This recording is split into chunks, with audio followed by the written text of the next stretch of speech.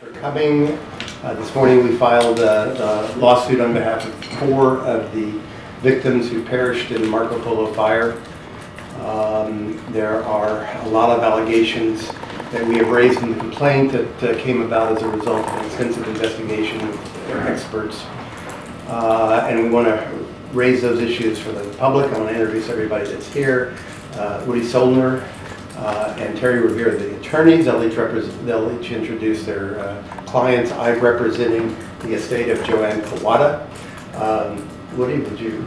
This is Reverend Phil Reller. He is the son of Gene Dilley and the brother of Britt Reller. Okay, and my client is Michael Van Giesen, who is the son of Marilyn Van Giesen. There's something I wanted to say first, which is we have a right to be safe in our homes. And as long as condo tower management companies, like Associate, this Texas-based company, and the apartment associations that they manage, choose to save money at the expense of basic fire and life safety, no one who lives in a condo tower will be safe in your home. Today, today, the family has created the Kokua Community Foundation for Fire, Safety, and Recovery. And they have filed a lawsuit to try to make sure that the kind of greedy choices that were made at the Marco Polo are never made again.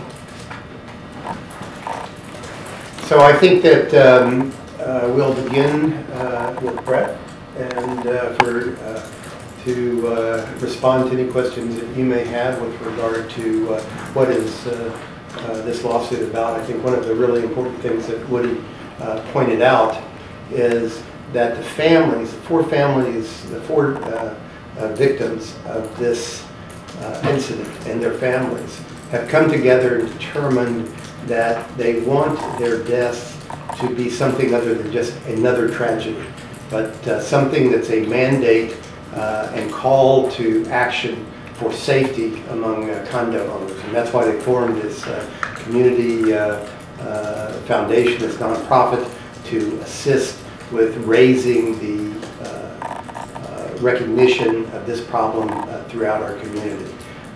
We want their deaths to stand for something much more important than that they were the victims of a tragedy.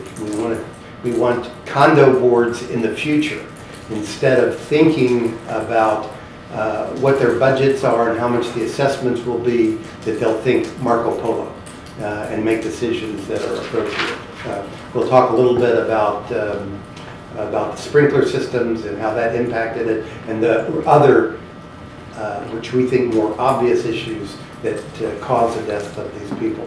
So Brett is here, available for your questions, or did you have any? Did you want to start with a statement or anything? I just want to start by saying what it means to us, to the families, that you're here covering this story on the year anniversary of the death of Mrs. Van Giesen and Mrs. Kawada, my mother, Mrs. Tilley, and my brother Britt Reller. Not everybody wants this story to stay alive, but we do. And we're here today because on the year anniversary we want to remember our loved ones, but also not just the tragedy that happened to our families, but the hundreds of families whose lives were disrupted and disordered at Marco Polo. And so we're here to remember them and hopefully to look for accountability and for solutions, because this is a community issue. There are hundreds, if not thousands, of innocent Hawaii citizens who lived in condo towers where inadequate life safety and fire safety mechanisms and processes are still in place. So as a community, we need to come together and find ways to prevent such needless and preventative tragedies from happening. So thank you for being here. We really appreciate it.